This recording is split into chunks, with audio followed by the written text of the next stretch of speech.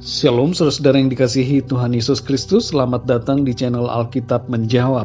Pada kesempatan kali ini kita akan menjawab pertanyaan mengenai apakah Yudas masuk surga. Pertanyaan mengenai apakah Yudas masuk surga perlu kita cari jawabannya berdasarkan ayat-ayat Alkitab. Pertama-tama mari kita membaca dulu dalam Kisah Para Rasul 1 ayat 25. Tertulis demikian. Untuk menerima jabatan pelayanan, yaitu kerasulan yang ditinggalkan Yudas yang telah jatuh ke tempat yang wajar baginya. Dalam ayat ini dituliskan bahwa Yudas telah jatuh ke tempat yang wajar baginya. Apa maksud dari perkataan ini? Apakah secara literal yang dimaksudkan Yudas jatuh? Dan bila ia jatuh, apa maksudnya ke tempat yang wajar baginya?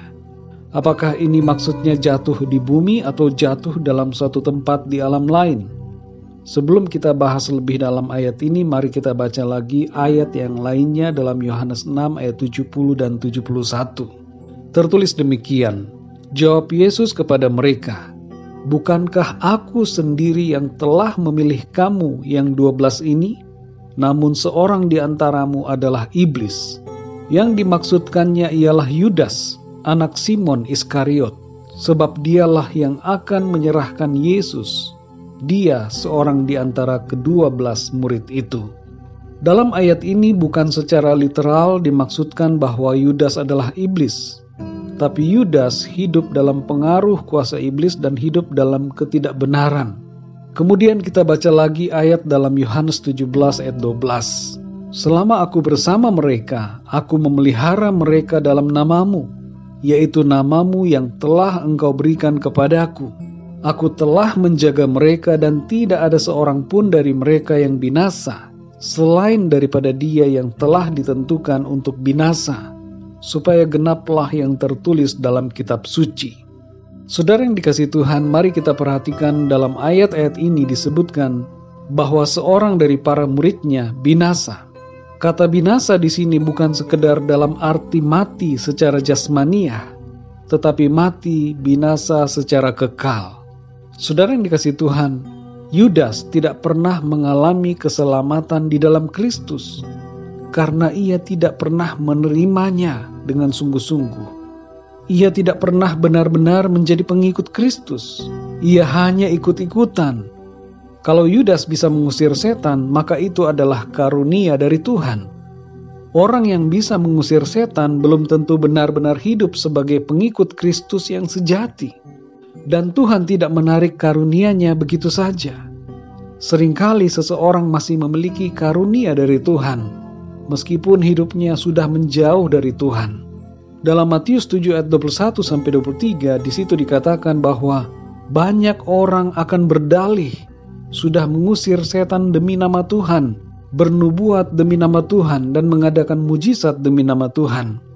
Tapi Tuhan berkata, enyahlah daripadaku, kalian semua pembuat kejahatan. Saudara yang dikasihi Tuhan, dalam Yohanes 12 ayat 6 dituliskan bahwa Yudas suka mengambil uang dalam kas yang dipegangnya. Motivasi Yudas untuk mengikut Tuhan adalah motivasi duniawi dan kedagingan. Sama halnya seperti Simon tukang sihir dalam Kisah Para Rasul 8 ayat 18-19 yang ingin mencari keuntungan dengan mengikuti Tuhan. Simon ingin membeli karunia Roh Kudus untuk mencari keuntungan materi, yang mana hal itu bertentangan dengan kehendak Tuhan. Itu sebabnya Rasul Petrus berkata kepada Simon tukang sihir ini dalam Kisah Para Rasul 8 ayat 20-21, binasalah kiranya uangmu itu bersama dengan engkau, karena engkau menyangka bahwa engkau dapat membeli karunia Allah dengan uang. Tidak ada bagian atau hakmu dalam perkara ini, sebab hatimu tidak lurus di hadapan Allah. Saudara yang dikasihi Tuhan, di akhir hidupnya, Yudas menggantung dirinya. Tindakan membunuh diri sendiri adalah suatu dosa yang berlawanan dengan perintah Tuhan. Penyesalan Yudas tidak membawanya kepada pertobatan yang benar. Ia tidak datang kepada Tuhan, tetapi memilih jalannya sendiri. Jadi saudara yang dikasihi Tuhan, melihat dan memperhatikan semua ayat-ayat ini, kita dapat menyimpulkan bahwa apa yang dimaksudkan dengan jatuh ke tempat yang wajar baginya dalam Kisah Para Rasul 1 ayat 25 adalah bahwa Yudas masuk ke dalam alam maut atau neraka. Yudas tidak berada di sorga. Ia tidak mengalami keselamatan karena ia tidak pernah sungguh-sungguh mengikuti Tuhan Yesus Kristus. Mungkin nampaknya sangat menyedihkan bagi Yudas dan kita merasa kasihan kepadanya. Namun itulah yang terjadi pada Yudas, menilik kepada ayat-ayat yang berhubungan dengan apa yang terjadi kepadanya. Saudara yang dikasihi Tuhan, kisah hidup Yudas merupakan pelajaran bagi kita semua, bahwa mengikuti Tuhan Yesus haruslah dengan penuh kesungguhan dan kesetiaan. Jangan kita mengkhianati Tuhan. Bila kita jatuh dalam dosa, datanglah bertobat kepada Tuhan dan kembali hidup dalam kebenaran.